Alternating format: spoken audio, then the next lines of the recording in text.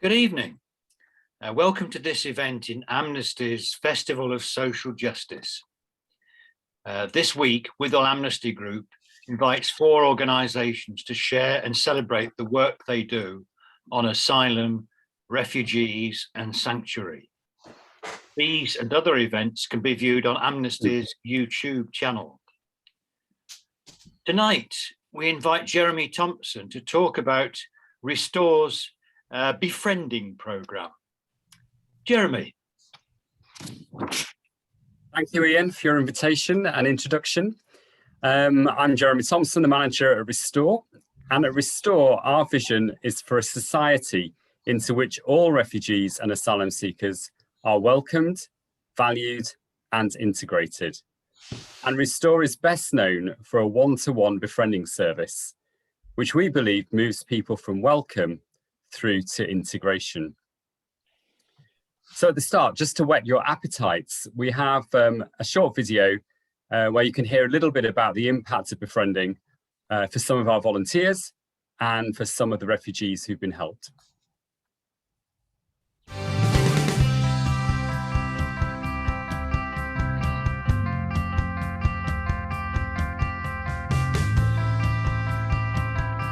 I think that my befriendee has found the relationship very helpful. The friendships developed really naturally and easily. I'm her go-to person whenever she has a problem. Yeah, I think it's just been there and just being somebody to listen and being somebody different, somebody that isn't a member of the family. It's amazing to just be able to hold that space for her and not need to fix or rescue or do anything really. Over the period of time I've known him, he's become much more confident in his spoken English. She is a lovely lady and very friendly. I am so happy to have her. We usually go to visit different places like the zoo or city center, and we also go for tea and coffee where we can chat a lot, and this really help to develop our friendship. Befriender and I speak quickly and help me improve my English. My befriender has helped me to practice my English. During the lockdown, we were not able to see each other. However, we've been communicating through the phone, and it's really made a huge difference knowing that there's someone who really cares about me. I feel you are my family. Oh, thank you so much to Restore. Refugees, welcome! Welcome! Refugees, welcome!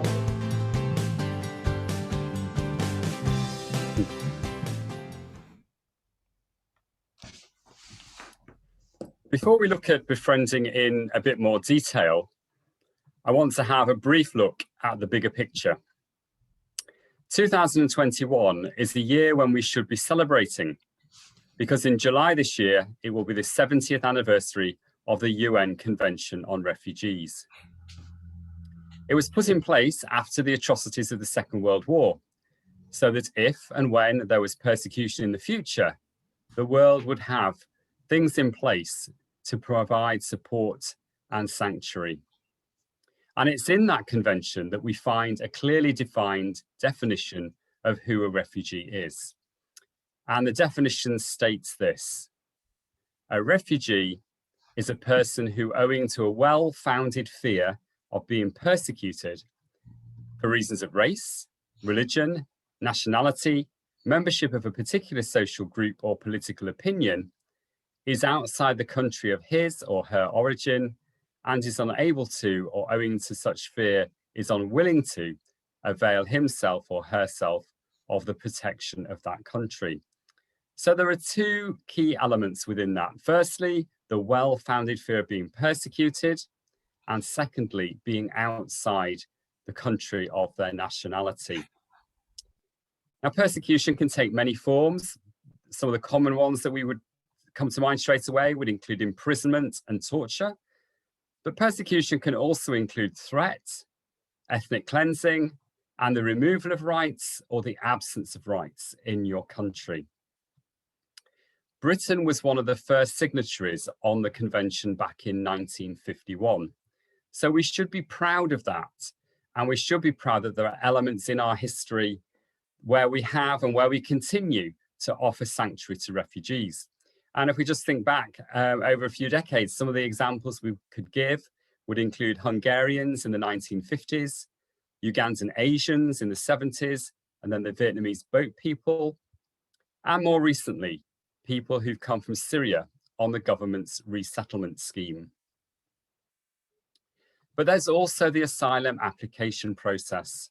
This is where people travel independently to Britain and then make a claim for asylum. And then it's up to the Home Office to make a decision. Does this person meet that criteria? Do they, in the opinion of the Home Office, have a well-founded fear of being persecuted? Would they be at risk if they were sent back home? I think we also need to remember that being an asylum seeker is very much a Western concept. But if you were Syrian, for example, and you crossed the border to Jordan or Lebanon or Turkey, then you'd automatically be recognized as the refugee. Whereas if you come to the West, you often have to go through a process, a legal process that can be lengthy in order to prove that you need to get protected.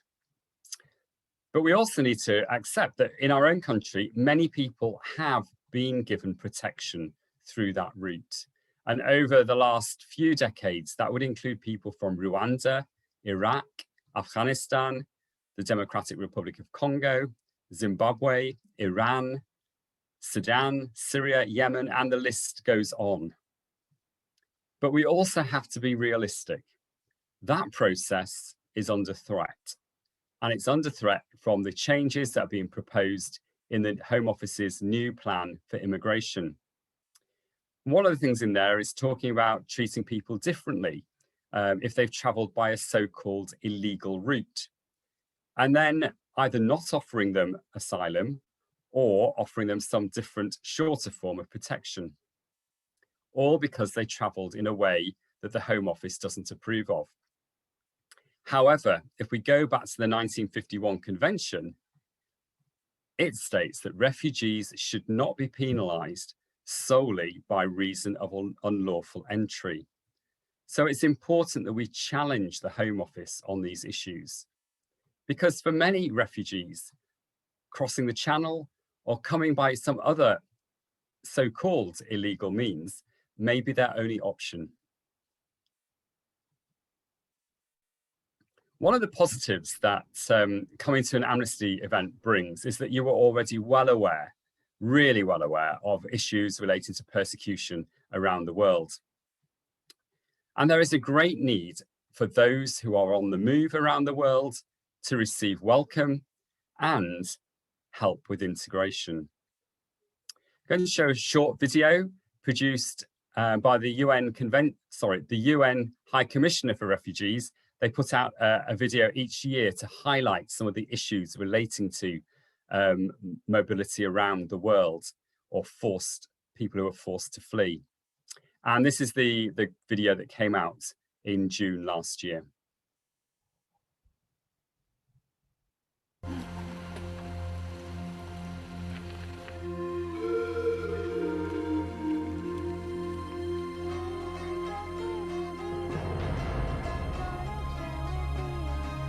لما كانوا عم يقصفوا كان في يجي كتير صوت تبع لما كانوا يقصفوا كان يجي صوت يعني كان بيخوف. Yo no me imaginé que hubiera tanta gente saliendo del país.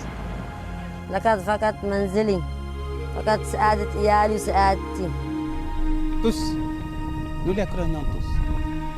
Each of these voices is unique, but their experience is shared with 1% of the people on this planet. For the first time, 1% of humanity is now uprooted, forced to flee their homes in what for many becomes a long and harrowing search for safety.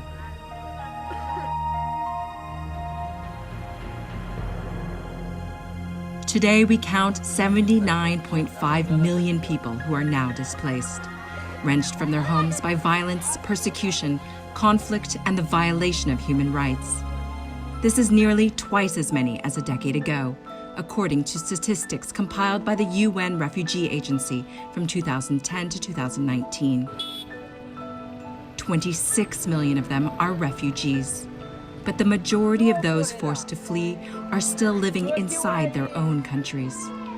The scale of the numbers defies our imagination. Consider this: 100 million people have been displaced in the past decade. The uprooted are victims of a world in conflict, and they pay an incalculable cost.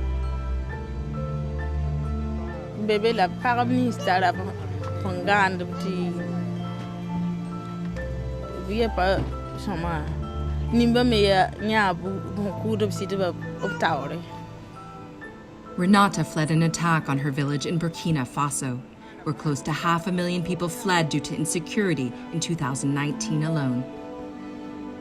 Mujtaba from Afghanistan found safety in Greece, but brought the trauma of war with him.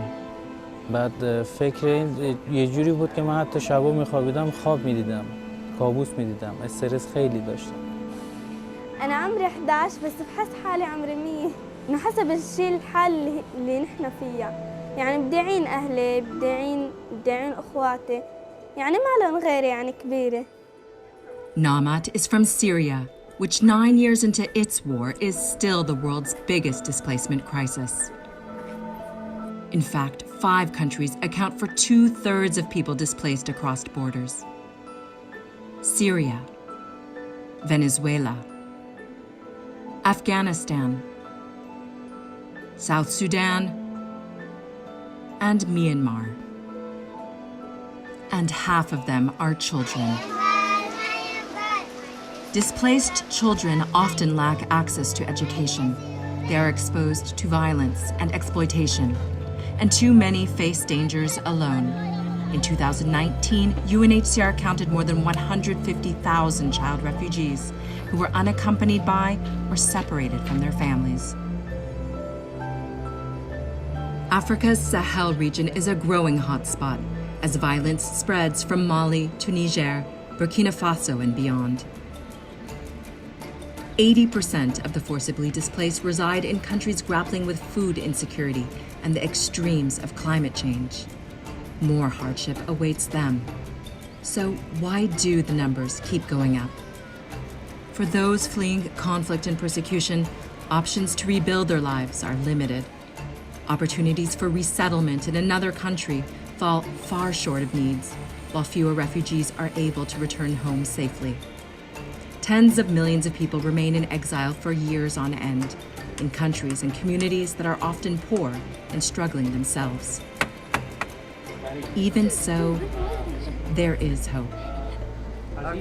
We are joining forces to respond to refugee crises together, governments alongside aid groups, the private sector and civil society, and with refugees themselves.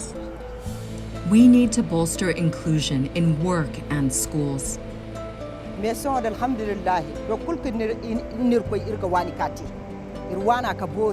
And we must protect asylum, as it protects the most fragile among us. I feel like I go back home. Yes, this is my home because I feel this is my home. In a world grappling with a global health pandemic, we are reminded of how interconnected we are, that the safety of one is linked to the safety of us all. It is a time for solidarity, still, now, and more than ever before.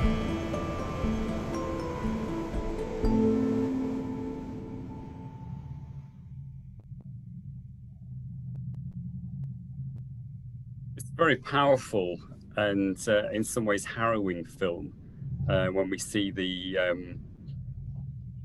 complex issues, but the impact it has on so many individuals. And each year the UN come out with a different statement. And in 2013, I remember them talking about, we got to the point where they're the same number of displaced people as there were at the end of the Second World War. And that's when there were 51 million people displaced across the world. But now it's much higher. And the statistic is it's 1% of the whole population across the globe is on the move. The film includes people who are internally displaced, as well as refugees and asylum seekers. The global figures for refugees and asylum seekers are 26 million refugees and 2.4 million asylum seekers. And if we think of our own situation here in Britain, we often see negative media about people crossing the channel that gives the impression that everybody is trying to come here, but they're not. The figures are quite different. The number of new asylum claims in 2020 was 29,456, and that was an 18% reduction on the previous year. And when we look at the 4.5 million across the world, the number coming here are really the proverbial drop in the ocean. Some of those asylum seekers who come to Britain and some of those who come on the resettlement scheme from Syria come to Birmingham, come to our local area, our local city. So what do we do at Restore to help them? As I mentioned earlier, our vision is for a society into which all refugees and asylum seekers are welcomed, valued, and integrated. And we believe that the onus is on the host community. It's up to us to offer welcome and help with integration. We shouldn't be leaving it to refugees and asylum seekers to somehow find their way in to a new community. We all have a responsibility to act, to help. Befriending is really quite a simple idea, but it can have a very big impact. We link a trained, DBS-checked volunteer to a refugee or asylum seeker to offer one-to-one support. Every befriending relationship is different, but there are some common elements. I mean, in most, we would hope that there would be that element of welcome and also somebody to whom the refugee or asylum seeker can talk, so somebody with a listening ear. It's also somebody who can help them with conversational English, because all our volunteers speak English fluently. And it's often difficult to find places to practice outside of a classroom setting. And then the other area is that it helps people to understand the new culture, and it helps them to find other services, because we don't expect our volunteers to do everything or to know everything. But what we do believe is that in offering befriending, our volunteers are doing something which is often very countercultural, certainly when you compare it to some of the stuff in the media and the political rhetoric we hear on immigration too frequently. Over the years, I've seen many befriending relationships which have given incredible support to the refugee or asylum seeker, and also given great fulfillment and enrichment to the volunteer. Recently, one refugee said this: "In the country I fled, so many people were trying to break me down. Through Restore and Befriending, I learned the beauty of being built up. This was new to me." So it's all about the development of a relationship. Some befriending relationships might only last a few months, but some do last for years. And it's in these longer term relationships that the volunteers see the refugee make the greatest progress towards integration. Got another short video here. This is Caroline, one of our volunteers, talking about her befriending, which started 4 years ago. And she goes on to talk about how it's developed over that time.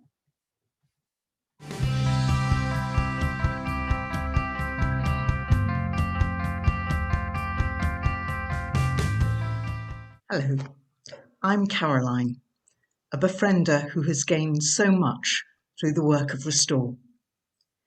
I met my friend just before Christmas 2016, when my first befriending opportunity was set up.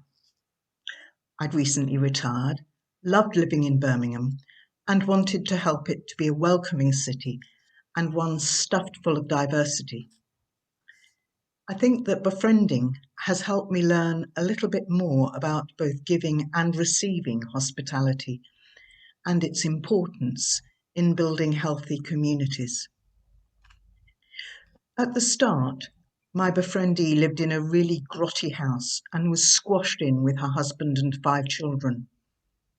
We soon found that we both enjoyed cooking, hers rather more polished than mine, but we spent time in her kitchen, sometimes with the youngest children helping, sometimes playing with them, and learning more about each other and our dreams.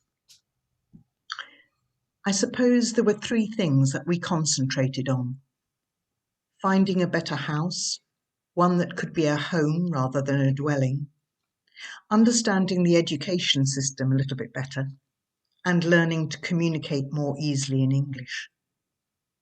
Occasionally we'd use my English so that it was easier to find out something from school or complete a form for housing associations.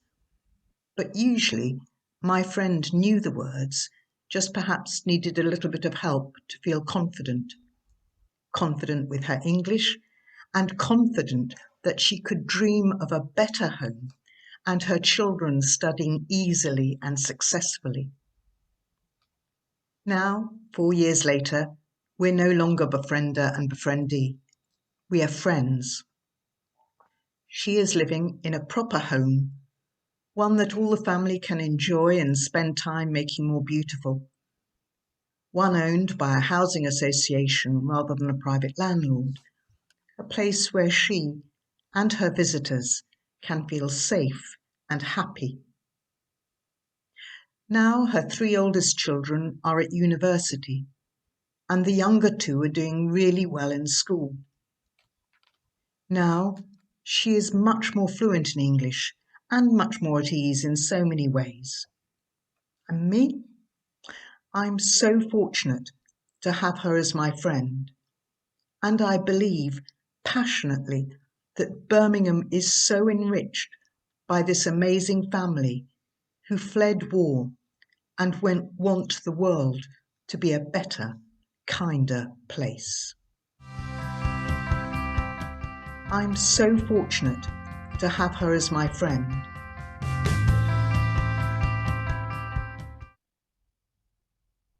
I think one of the great things about that story is it just highlights the mutual benefits of befriending, that Caroline has gained so much herself in that process of also seeing how much more settled and integrated the family have become over that 4-year period.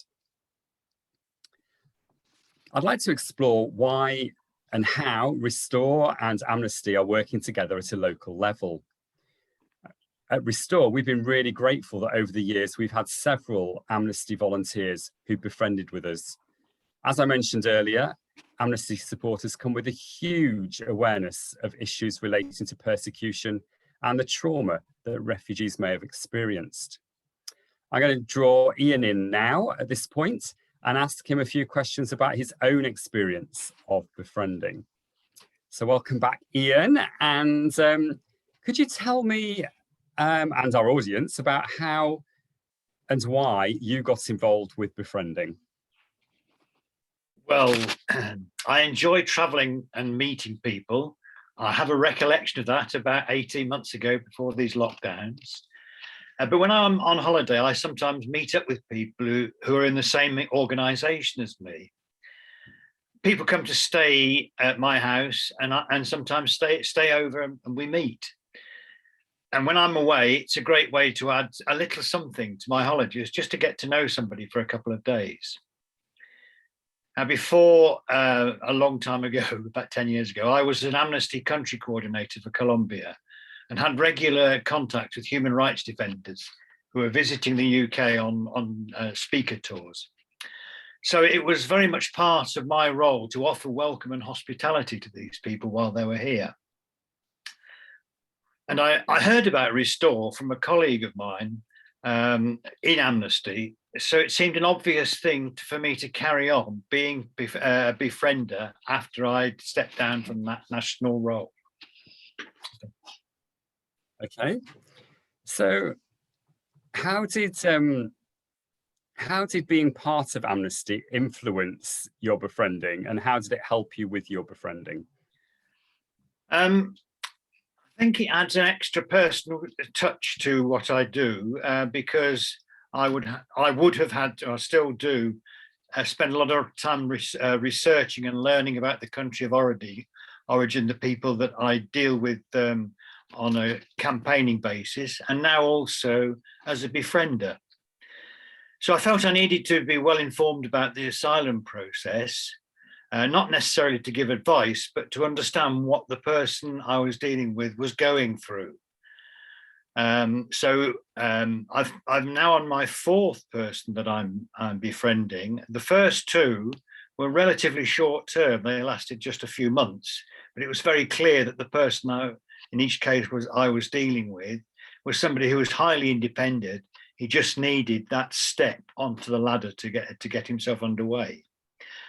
And so on the current ones that I deal with, they've both become very close friends, and I look forward as much as they do to our conversations, even though it's through Zoom or some other online method of communication.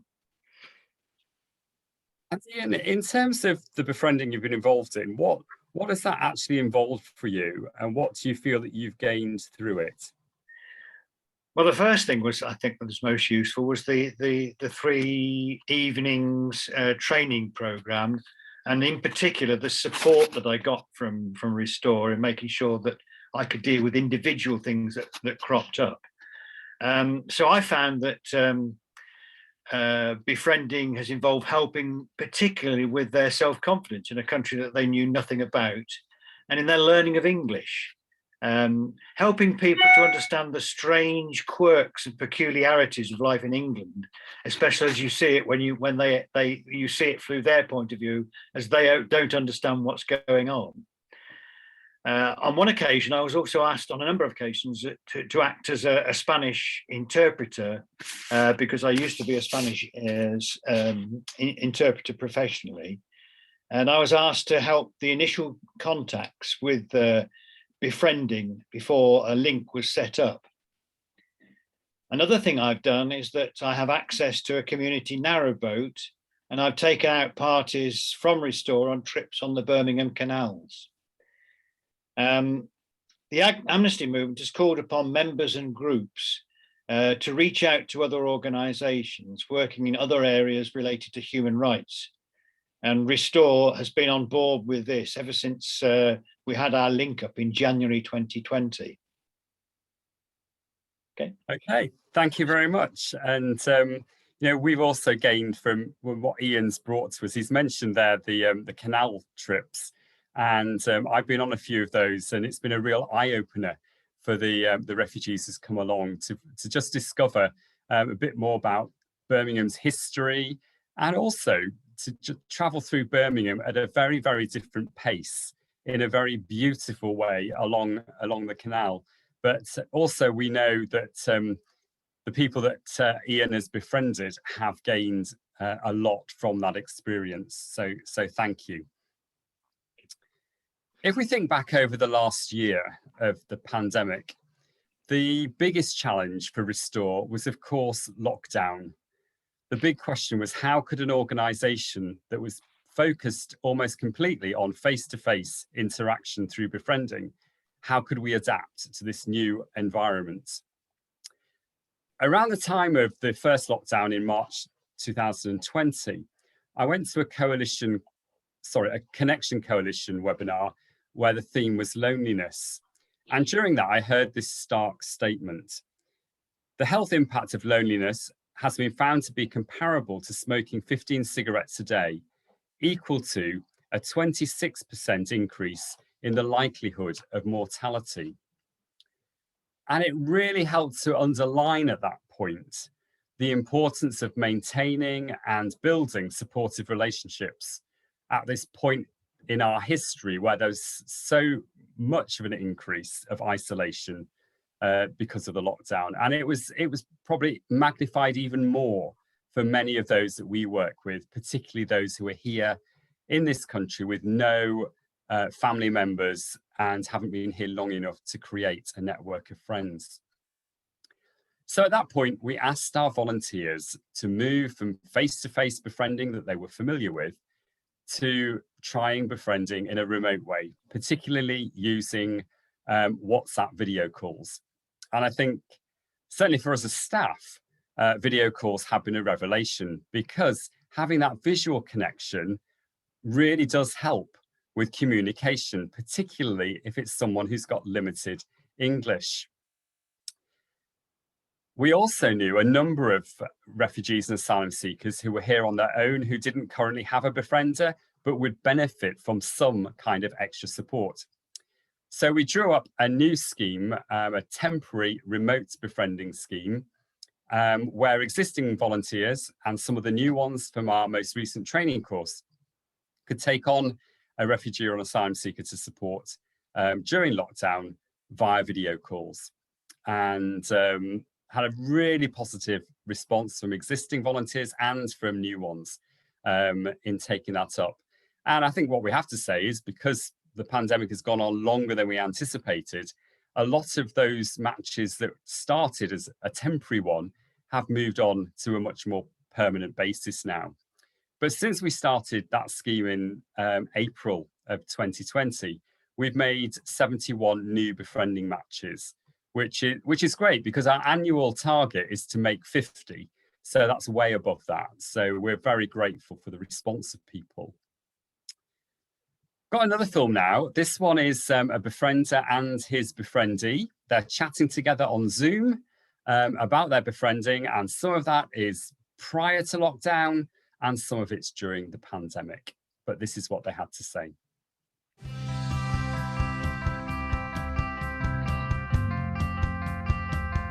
And you, thank you. Always very nice. Always very nice to see you. You arrived in the UK with your family in September 2019. 2019, yeah. Yeah. So what do you remember about what we did before lockdown? We went to canals and city center and museum in Birmingham. Restore is the road to enter to the city. Okay, to great. Birmingham, and yes.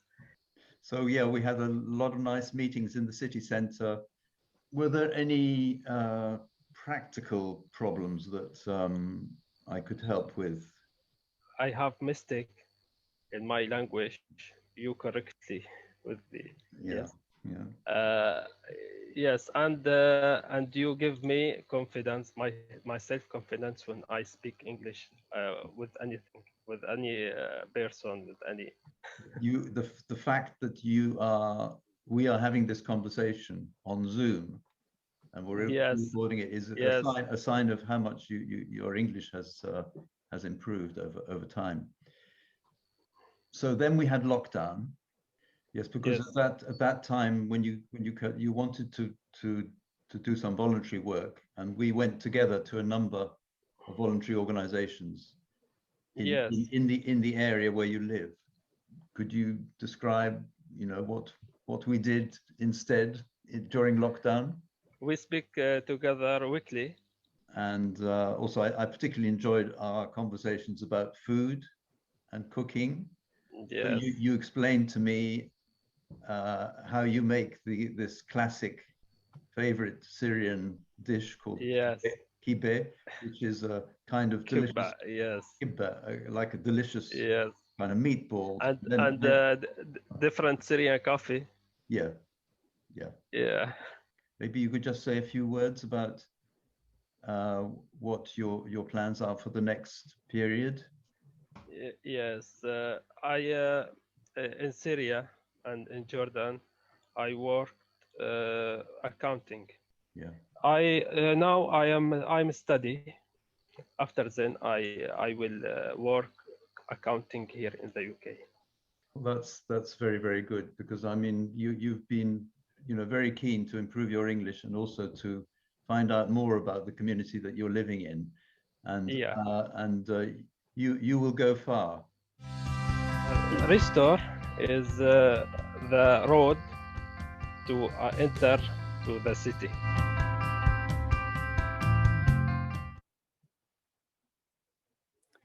I think one of the things that film highlights is the progress that's been made in the refugees' English, but also that although people come because they're looking for a safe place to live, once they have that safe place, they often have very great aspirations for the future and contribute a great deal to our society and our community, which is something that we should welcome and celebrate.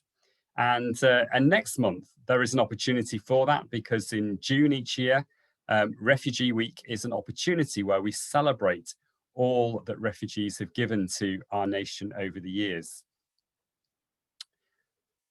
Thinking back to befriending, at the moment in Restore, we have 132 ongoing befriending matches, and we are always looking for new volunteers. So we'll be running a training course in June and July on Thursday evenings. If you'd like to find out more about refugee issues or more about befriending, do come along. It's you opt in at the end if you want to. There's no obligation to volunteer with us. It will be on Zoom, so you don't have to travel. You can just come to us online. And at the moment, our befriending is a mix. We have some volunteers who are sticking to remote befriending, and we have others who are meeting outside with their befriendees and looking forward to more things opening up so they can do more things together. We would accept that there are many, many things which help to lead people towards integration. And they can include things like having appropriate housing, finding employment, that's a really important one, and having good English language skills so they can communicate about a range of issues and to help them to settle in. But within the road to integration, there is also this need for social connection and for relational integration. And it's even recognised within the Home Office's own indicators of integration. They talk about different kinds of social connection. And the social bridges from one community to another are also really important. And that is something that befriending provides. I think one important question is there a long-term impact to befriending? That's difficult to say for some of these people at the moment, how they'll look back in 10 years or 20 years and how befriending made a difference. But a few years ago in Restore, we had a student who came to us to volunteer. And as we got to know him, we learned a bit more about his own story or his family's story. And he explained that his mother had been one of the Vietnamese boat people. And from his age, I think his mother must have been a child when she came as one of the Vietnamese boat people refugees. But he went on to say her family were befriended. Now, that wasn't by Restore. I can't take any credit for this, but there was an organisation where they were living who offered befriending to them. And it has had a very big impact. And this is what he said about it. And this was affecting him from the next generation. So he said this: as my family came over as refugees from Vietnam in the 1970s, they required volunteers to assist them with building their lives in this country. I have always been grateful to those volunteers. And I believe it's because of them I had such a good upbringing, which has led me to getting a first-class degree at university. Through Restore, I've been able to make a new friend, a refugee from Somalia. I have hopefully assisted him in building his life in this country. And it's a brilliant story of people helping the next group of people coming as refugees. One thing that also happens for many of our volunteers is that they become more aware of the issues and systems that impinge on the lives of asylum seekers and refugees. And that can be quite an eye-opening experience for some. And at Restore, we don't just want to be involved in befriending and meeting relational needs. We want to work for change at the macro level, seeking change and improvements in systems and services that affect refugees and asylum seekers. There are national organisations like Asylum Matters, Refugee Action, Refugee Council, Freedom from Torture, Choose Love, who are all involved with campaigning. And so we try to join in with them and motivate our supporters at a local level to get involved too. Emma Burks from Asylum Matters, one of those national organisations, is talking on the 6th of May about more of those campaigning issues. But I'll just mention a couple now, and you can find out more from Emma in due course. One campaign we've been involved with for a couple of years now is the Lift the Ban campaign. And this is lobbying the government to give asylum seekers the right to work once they've been here for 6 months. Currently, asylum seekers are not allowed to work. But there are many benefits that would come along the way if they could. Firstly, from a government perspective, it would save money. But for individual asylum seekers, it would help with all sorts of things. It would help with integration. It would definitely help with their well-being, which is really affected detrimentally when they're not allowed to work and they have months or years of inactivity. It would also help them to contribute the skills that they have, to learn new skills, and to gain UK work experience, which is so important later when they're looking for work as refugees.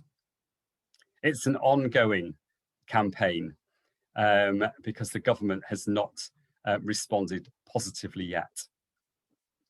A more recent campaign earlier this year was the Close the Barracks campaign, which focused on the use of inappropriate accommodation, particularly army barracks in Wales and Kent. The refugee sector felt that this type of accommodation wasn't in keeping with the Home Office usual policy of housing asylum seekers in local communities, because in local communities, people can start that process towards integration right from the beginning. But in a barracks, that becomes much, much, much more difficult. So Freedom from Torture organised a petition that was signed by over 45,000 people. There was a day of action on the 19th of March, which included meeting with individual MPs and also a day of action rally. And it was at that online rally that people heard testimonies from people who'd lived in these barracks, heard the stories of people living within earshot of firing ranges, of living surrounded by fences, with mold on the walls, and with insufficient space to cope with a COVID outbreak, which inevitably affected nearly 200 people. And there were also people talking about the whole concept of feeling like they were criminals because they were put there, but all they'd done was to exercise their right to claim asylum. One of the positive outcomes was that the camp in Wales was closed on the 21st of March. However, the one in Kent is still in use. Since then, there's been focus on some of the announcements made by the Home Secretary about asylum reform. Ideas like sending asylum seekers to the Isle of Man or to Gibraltar instead of housing them here.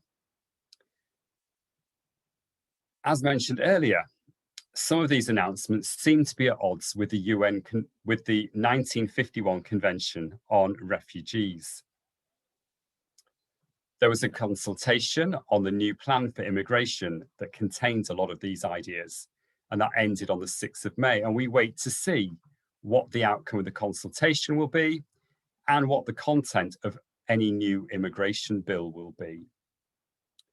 But it's not just the content, it's also the tone, which is concerning. It seems like this could be a return to the hostile environment, which caused so many problems before. There is going to be a further campaign to challenge some of this, and that campaign is going to be called Together with Refugees, because the refugee sector doesn't see the consultation as the end of the process. And whilst it will continue to challenge the government, this new campaign is also about promoting welcome in the wider community and promoting positive media coverage of refugees and refugee issues. Because at the end of the day, there is a need to celebrate the 70th anniversary of the 1951 Convention. and we need to ensure that it continues to be adhered to by our own country. We need to be countercultural in welcoming and helping to integrate refugees. I want to finish with a quote that I first heard in the film The Gladiator, but then discovered it was originally accredited to the Roman emperor and philosopher Marcus Aurelius, who said, "What we do now echoes in eternity." And I believe that when it comes to refugees and asylum seekers, what we do or don't do now as individuals and as a nation will echo in history. Thank you. Thank you very much, Jeremy. I'm Ian Mcgowan. I'm the chair of the Withall Group for Amnesty. I'd like to thank Pete Doubtfire, who is also an Amnesty member who did the technical side for Amnesty, and also to Josh, who did the technical side for Restore. Also, let's thank all those people who have been Befrienders up until this point, and all those people who've been on the end of the welcome provided by them, and were willing to share their experiences on record. This is a message that goes out to all Amnesty members who are interested in befriending, and also to anyone else. All you need to have is that desire, that willingness to help other people and make them feel welcome. Perhaps I should just point out that originally this had a live audience with questions and answers, and I think about 30 participants, but we've re-recorded this to improve the quality of the recording. So thank you very much indeed.